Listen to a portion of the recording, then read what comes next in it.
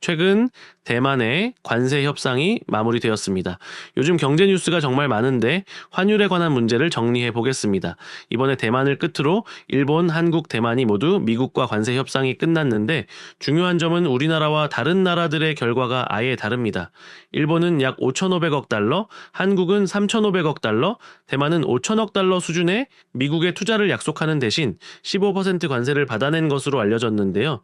일본은 이 5,500억 달러가 전부 일본 기업들이 직접 투자하는 구조로 알려져 있고, 대만도 5천억 달러 중 절반인 2,500억 달러는 TSMC 등 대만 민간 기업들이 진행하던 투자에서 조금 늘어난 수준으로 보입니다. 나머지 절반은 대만 정부가 보증을 서는 것이라 실제로 두 나라 모두 정부가 외화를 직접 보내는 구조가 아닌 민간 기업들의 투자가 늘어난 것으로 보는 거죠.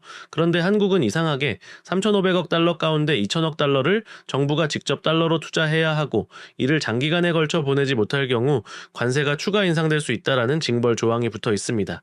이게 사실이라면 한국만 정부가 외환 보유고에서 직접 달러를 꺼내 미국에 투자해야 하는 거죠.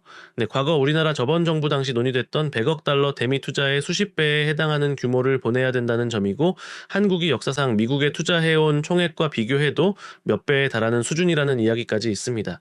반대로 대만은 이미 TSMC가 작년까지 미국에 공장을 짓겠다고 약속했던 투자 규모에서 일부 늘어난 정도고, 일본 역시 일본 엔화 가치를 보장해주는 통화 스와프와 GDP 대비 비중을 고려하면 한국보다 훨씬 부담이 덜하다는 분석이 나옵니다. 결국 정리하면 일본과 대만은 기업이 주도하고 정부는 보증과 지원 정도의 역할이지만 한국은 정부가 직접 달러를 마련해 미국에 보내야 하는 구조라는 점이죠. 특히 한국에 대해선 약속한 투자 규모를 채우지 못할 경우 추가 관세 인상도 있어 굉장히 불안한 상황입니다. 한국은 앞으로 하루에 500억이 넘는 달러를 정부가 어떻게든 마련해서 미국에 투자해야 되는 상황이 되는 건데, 당연히 국내의 달러가 부족해져서 환율이 높아지게 됩니다. 이 정도 되는 규모의 금액을 현실적으로 어떻게 마련할지와 환율에 대한 구체적인 대처가 지금 필요해 보입니다. 마지막으로 이번 관세 협상에서 미국 기업에 대한 차별을 금지하고 온라인 플랫폼들을 과도하게 통제하는 법과 규제를 자제하라는 내용이 있었습니다. 실제로 미국 국무부와 의회 의원들이 우리나라의 쿠팡 문제와 온라인 플랫폼 규제 법안을 두고 청문회를 열어 강하게 비판했다는 것이 알려졌죠. 이런 점들은 미국과의 관계, 환율까지 영향을 받을 수 있습니다. 정부와 국회, 전문가들이 현명하게 이러한 문제들을 풀어나갔으면 좋겠네요.